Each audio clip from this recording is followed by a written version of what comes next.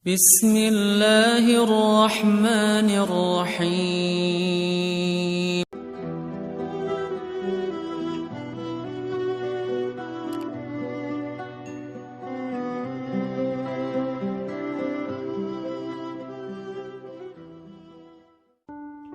Khutbah ini hanya akan menjadi kata-kata tidak bermakna, bahkan khutbah Jumat menjadi batal kalau tidak disebut namanya.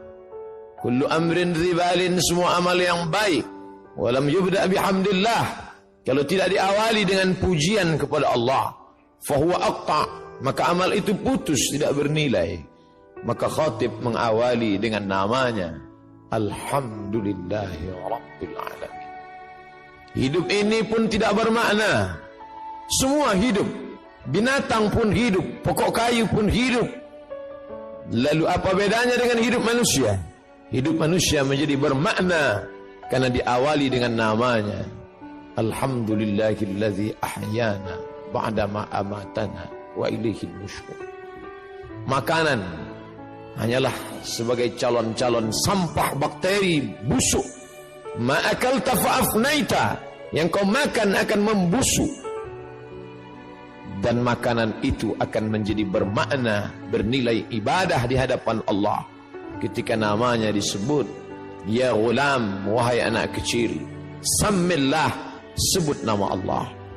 Dalam hadis yang lebih panjang, meskipun dhaif, boleh diamalkan untuk fadail a'mal, motivasi beramal.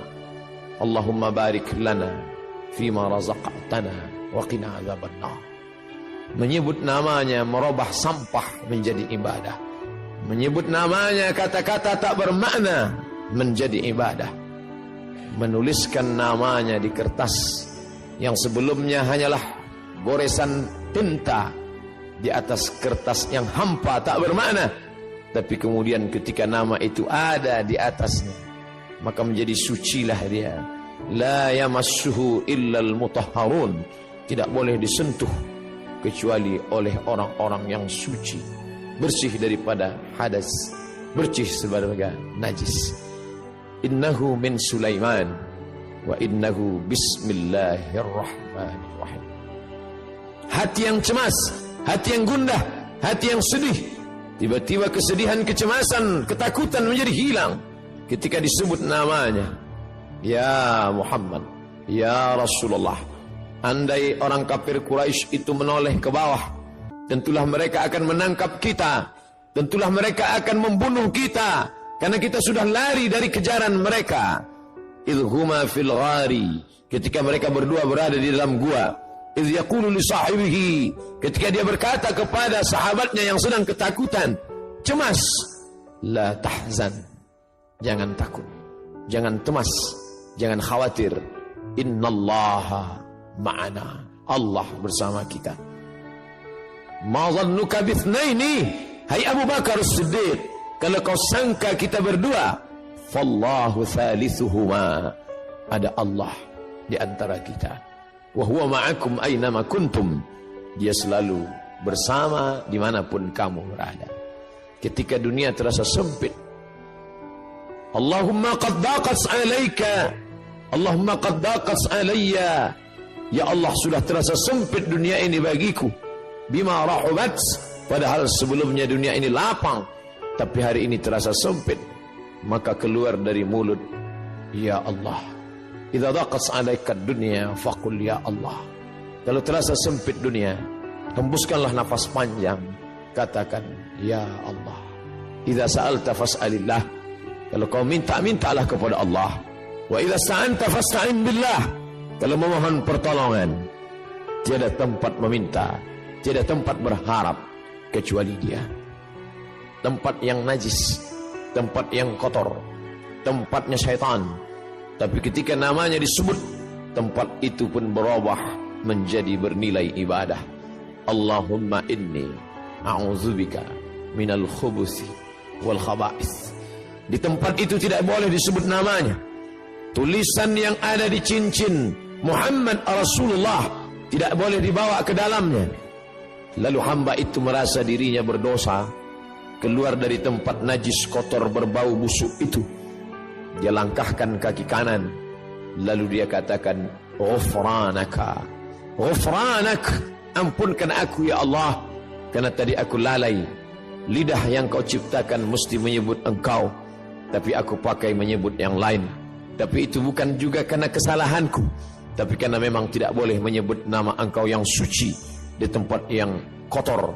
Maka dia katakan, ghufranaka, ampunkan aku ya Allah, karena lidahku lalai menyebut namamu. Begitulah hidup orang beriman, tidak pernah kosong dari sesuatu apapun selain keluar dari mulutnya, Masya Allah, la haula wa la quwata illa billah, subhanallah.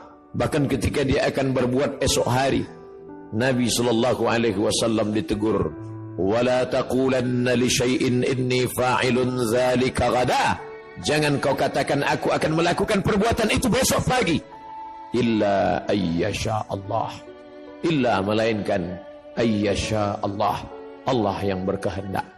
Dialah yang memberikan kudrat, dia yang memberikan iradat. Kita tunduk dan patuh, bersimpuh berkata, la haula wala quwwata illa billah. Tiada daya, tiada upaya kecuali dengan kekuatan, dengan tenaga, dengan apa yang dia berikan. Dan sampai masanya semua itu akan diminta, dituntut, diminta pertanggungjawaban di hadapan Allah Subhanahu wa ta'ala.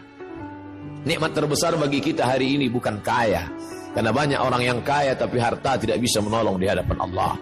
Nikmat terbesar bagi kita hari ini bukanlah jabatan. Kenapa banyak jabatan tapi tidak bisa menolong melepaskan dari neraka jahanam? Kalaulah manusia itu mulia karena jabatan, maka Fir'aun jauh lebih mulia. Kalaulah manusia itu mulia karena harta, maka Qarun sampai hari ini harta yang tertimbun di dalam tanah, tetap orang berkata harta Qarun.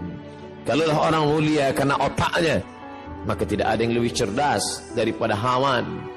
Tapi kemuliaan terletak pada Allahumma ja'al akhir kalamina, ya Allah jadikanlah akhir kalam kami inda intihai ajalina, ketika ajal sampai, yang terakhir, ucapan akhir yang keluar dari mulut adalah la ilaha illallah. Itu yang dulu pertama didengar. Sebejat apapun seorang ayah, sejahat apapun seorang ayah, ketika anaknya lahir, air matanya menetes.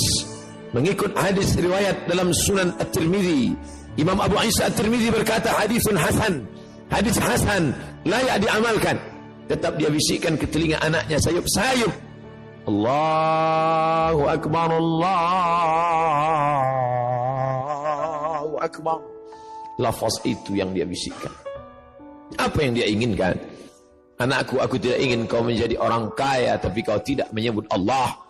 Aku tidak ingin engkau menjadi penguasa tapi kau tidak kenal Allah.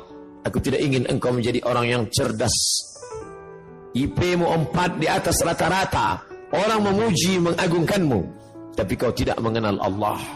Aku hanya ingin saat di akhir hayatku, saat aku terbujur kaku, yang terakhir membisikkan ke telingaku lafaz Allah.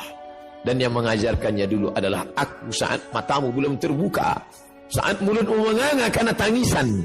Tapi ketika bisikan itu sayup-sayup masuk ke pangkal telinga, tertancap ke dalam lubuk hati yang paling dalam, saat itu pun kau juga akan membisikkan ke telingaku, laqinu mautakum, talqinkan orang yang mati sakratul maut di antara kamu dengan bunyi kalimat la ilaha illallah. La taqumus sa'ah, dunia tidak akan kiamat selama masih ada orang berjalan di atas muka bumi berkata yaqulu Allah, Allah.